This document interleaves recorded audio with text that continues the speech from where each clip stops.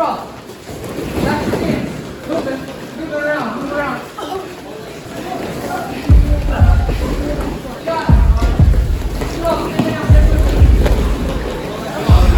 When you're done, back up.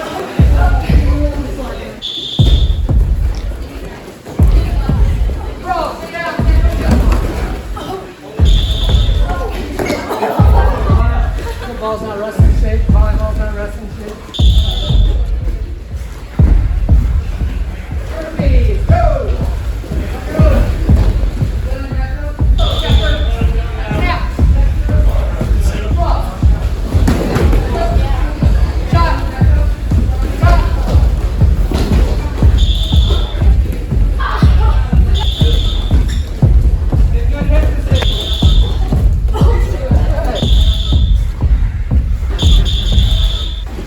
Go!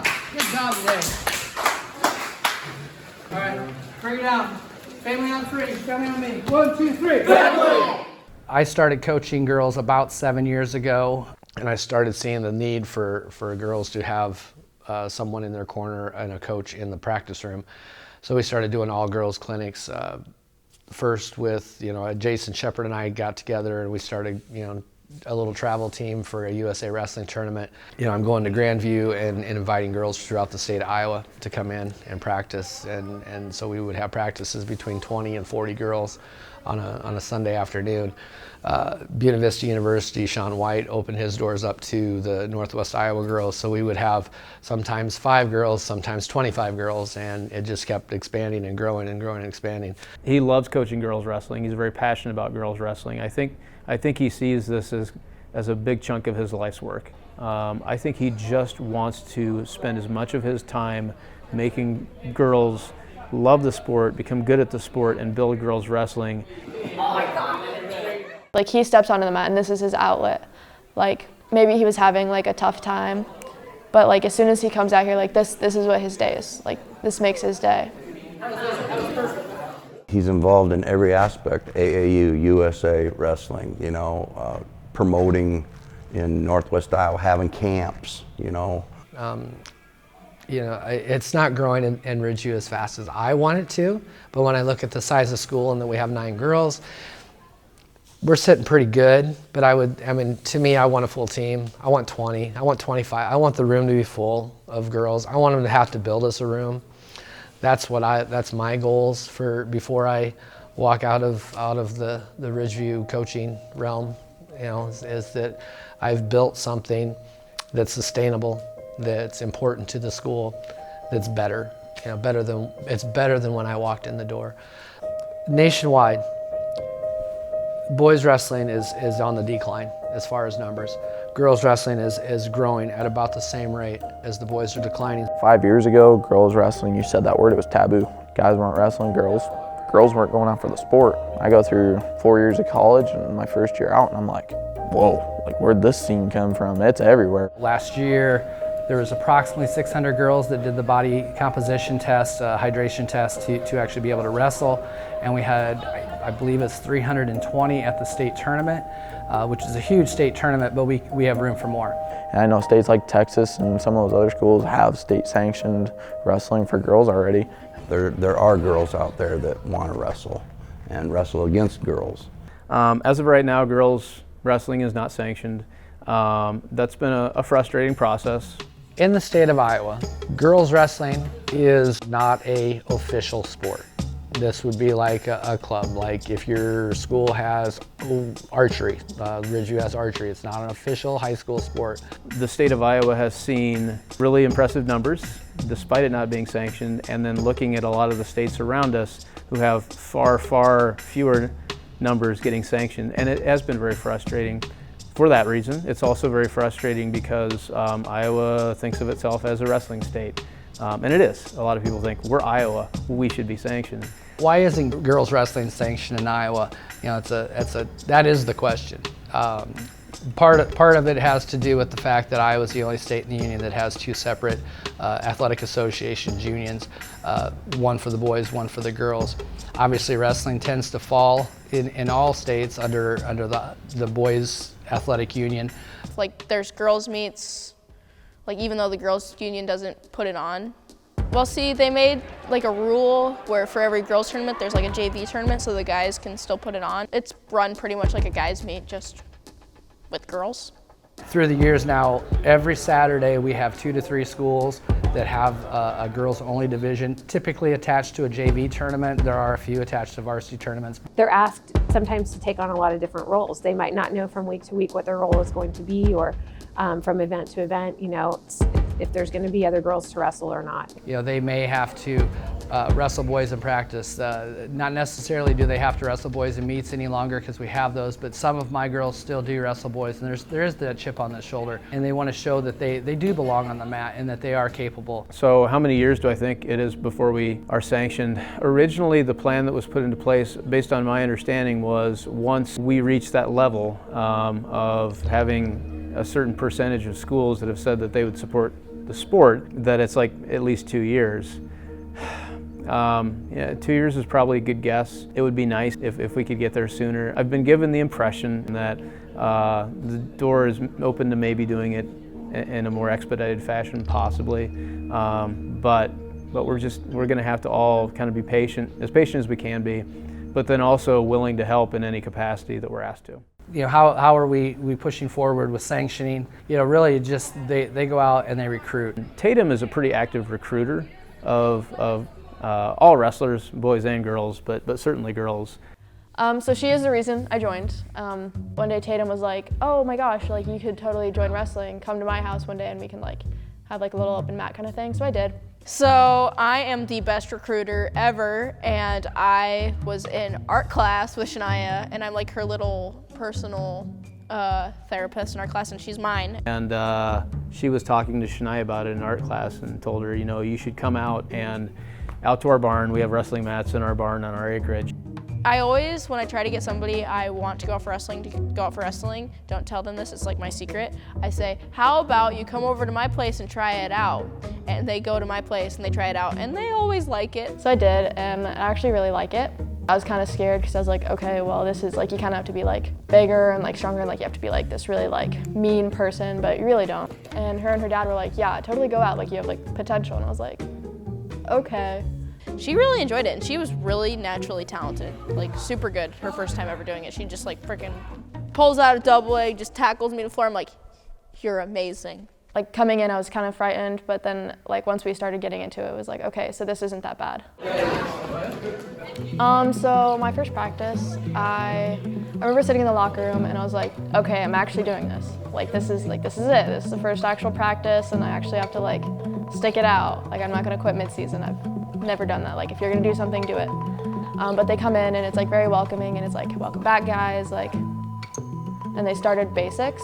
So then it was like coming in, I was kind of frightened, but then like once we started getting into it, it was like, okay, so this isn't that bad. Like everyone's different level, but we're learning at the same pace. Shania is just, I really enjoy having Shania. First of all, she's always smiling, and she's just a positive influence in the room. She's very open to learning. She seems to like learning new techniques and figuring out things. And she doesn't seem as intimidated as sometimes girls can seem, or any new wrestler. You know, I see a little bit of trepidation, but not a lot. It was definitely hard to watch Shania the first part of the season, just knowing that she didn't know anything, and I was sitting there watching her, and kind of hurt my brain just watching her try to learn the moves and stuff, but it's definitely come a long way. So I actually didn't know her when I first started. Like I knew that she was one of the River Valley kids, but I didn't really know her. My name is Izzy Deeds. I'm a sophomore. And I can't even like specifically remember how I got into wrestling. I was 8 years old. I know I went home one day and told my dad that I wanted to be in wrestling, so he brought me over to the youth club over here, and then I've just wrestled ever since. There's an it factor with Izzy that she's just had. She started gaining confidence early in her middle school years. I look up to Izzy because she's the best I've ever seen for wrestling. First time I met her, I was scared. I remember like reading about her. You know, I've talked to the AD at River Valley, where she actually goes to school, He says she's not just the toughest girl in school, she's the toughest kid at their school. I don't know, I've just always enjoyed wrestling. I don't know what it is. She's just always been good. Like, she's never not been good. Like, even when she was little, she was just beating crap out of people. It's just because she has such an arsenal. She knows all the moves. The guys don't want to wrestle her. They know that when they're out on the mat with Izzy, that it's not a joke, and she's tough. They wouldn't wrestle her because she'd make them cry, and I mean, I had to wrestle her a couple times and she scared the crap out of me. She's just very outwardly confident. You know, sometimes she'll get up to go to the head table to check in for a match, and you know, you typically say your name. You know, I'm so-and-so. And you know, I've heard her at least on one occasion go up and not say her name's Izzy D. She says it's Izzy time. So I mean, she's just very, very, very confident. Been a rough year for her because she started coming off of a surgery on the ankle, so she missed the first meet or two and didn't get to practice a lot to start. Went to the doctor and found out that I was born with like this extra bone that I didn't need, but I messed it up. So they took that out, and then they fixed a ligament in my ankle. Just sitting out and not being able to actually wrestling, it's kind of heartbreaking. We wrestled youth together. She was my wrestling partner. And at first, it kind of spooked me, wrestling a girl in practice, you know, but I didn't really have anyone else my size in the room. With our room, I think we've had so many boys that have grown up with girls in the room that it's just, there's really not boys and girls, they're just, it's our team. It's like they don't notice that it's like girls. It's like, yeah, there's girls, and it's not like girls. They've been wrestling with me and Izzy since we were really little, so I guess they don't really see us any differently. Like, I can see where guys from other teams would be, but our guys have had us around for a long time, unfortunately, poor guys. It's been good for Tatum. This season so far, she's drilled the most with Lucas Else. Lucas is a senior. He's a very seasoned wrestler. He does a lot of really good things. That's, you know, you're taking your top male wrestler and your top female wrestler, and that was the matchup. I think early on he's kind of sought her out as a practice partner because he views her as somebody who's going to be a good practice partner and is going to drill hard. And there was respect on both ends of that. Lucas practiced with her because he respected her, and she was the one pushing him more than anybody else in the room at the time. I can't even explain her style. Like, she tosses me around every once in a while, wrestling me in practice. She's tough, and she's got good family to surround her with, especially her dad, always working with her and whatnot. I've always had my dad as my coach, so I haven't really known any different, honestly. And I really like it, honestly, because, I mean, I could practice at home. We could stalk people on track wrestling randomly. I think it's been very beneficial because he's been able to help her come up through the kids in the middle school, and he's definitely a great technician, so she's got coaching all the time at home. She had a really good preseason. She won her match at Night of Conflict, was invited to compete at that all-star meet. Night of Conflict, which is an all-girls, all-star meet. It was in Sioux City, Iowa. It's under the lights, the crowd, you know, it's streamed live. There's 1,000 people there. It's a very cool environment. And she wrestled a girl that she had lost to twice the year before. She was able to go out and just dominate and pin in that match. I mean, what helped me, my preseason, I had a really good preseason, was I didn't really care. I just went out and kind of like tried to murder people, and that worked really well for me. Recently, USA Wrestling and Flow released their national rankings, and she was actually nationally rated. She's rated 22nd at 127. That's a major point of affirmation when USA Wrestling says, we think you're one of the best girls in the nation. She's talked about being a state finalist. We've talked about the importance of when you set a goal, set it high. So I've advised her to just set your goal to the top. You know, do what it takes to be a state champion, and if you're not, maybe you only make the finals, or maybe you only make the podium. And I think she's buying into the fact that she can do it. I've been a lot more calm before matches than I ever have been before. I spent a lot of time in the weight room. She's deadlifting like 310 right now. The weight room's that way. She's really put in the time. It's going to pay off for her. I think this is going to be a really big year for her.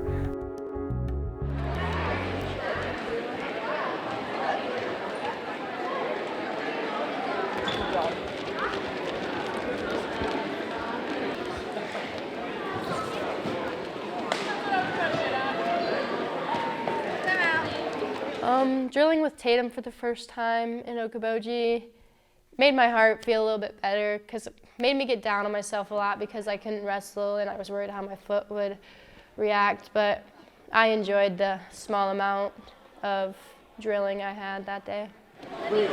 Off to the side.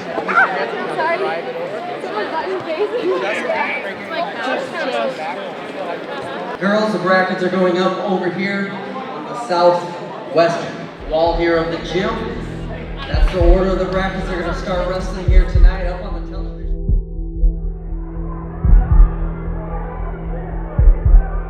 Yeah, I was kind of scared because like I don't 100% know what's going on, especially since this is like a first year and I'm not just like used to everything. It's nerve-wracking because it's like, okay, well I put in the effort, but was it enough?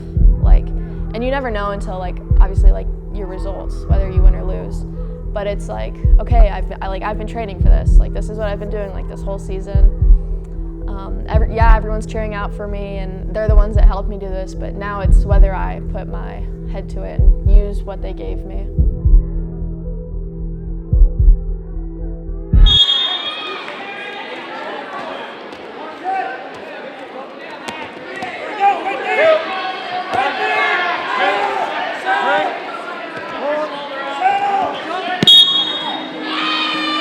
I got off the mat, I was like, I'm gonna go cry in the locker room. And I didn't actually, which is strange because I cry a lot. She wasn't that hard. I just feel like I wasn't like in it. I wasn't ready for it. If you're under, don't grab the net.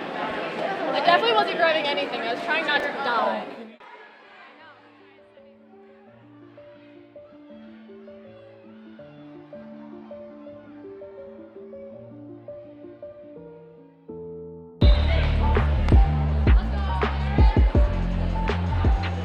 Tatum has the advantage of experience over most of these girls. And Tatum's put the work in. You know, she lifts 3 or 4 times a week. Her strength is through the roof right now, and it's really impressive. Tatum's biggest strength is probably her strength. Her second biggest strength is having like good technique and like trying new moves and like matches. And one place that Tatum has really improved is she's been a lot more dominant on top in figuring out how to get her opponent's shoulders down and how to control the arms and everything. You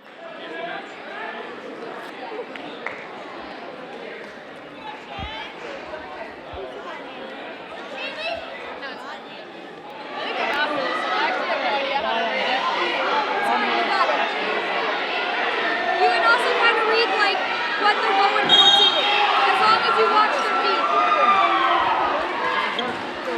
Is it? Go on, kick butt!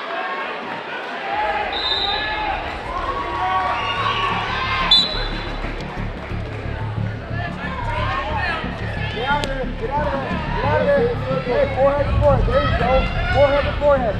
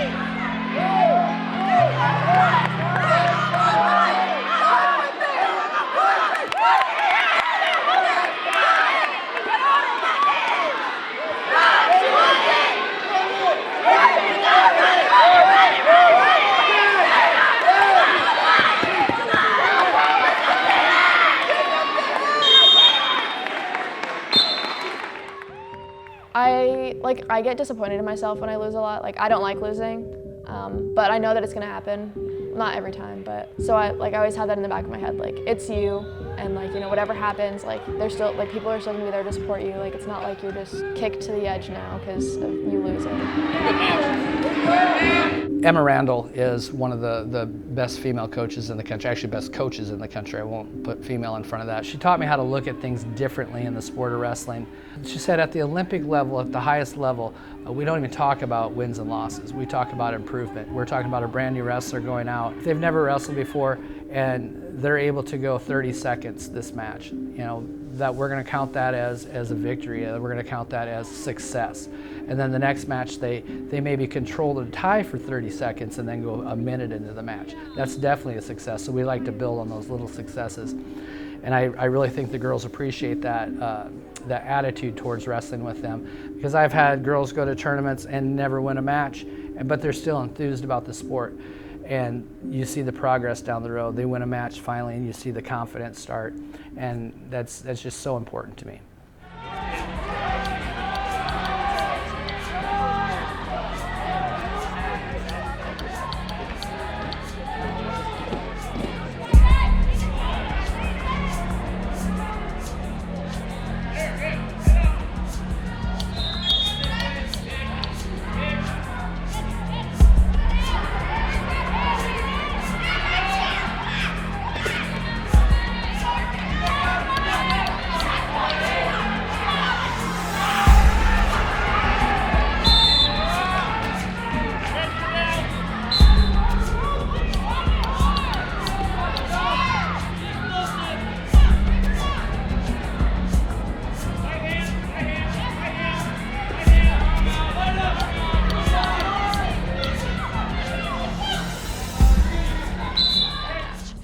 I think she wasn't ready or she didn't warm up enough.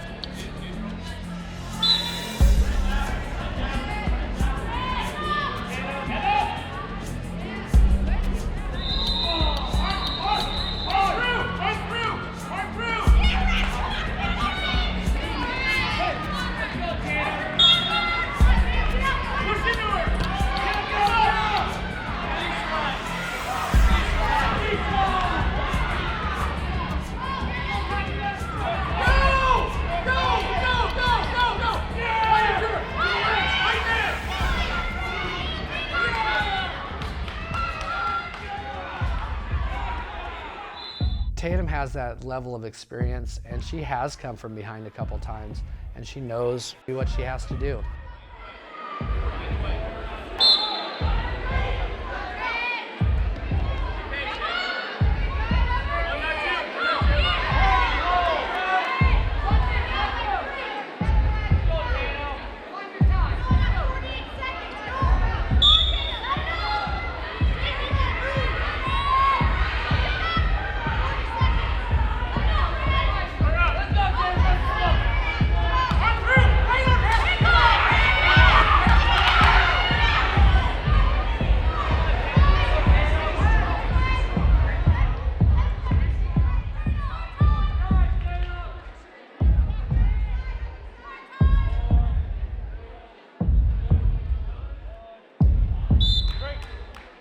But Tatum is very, man, she's a good wrestler. She just really is a good wrestler. Her issue, it lies between her ears. She wasn't that good. I just sucked. It's good that I'm competitive, but if I don't succeed, I really beat myself up about it. She's a very talented person. She plays softball. She has run cross country. She's a wrestler. She is a 4.0 student. She can do whatever Tatum wants to do, Tatum does well.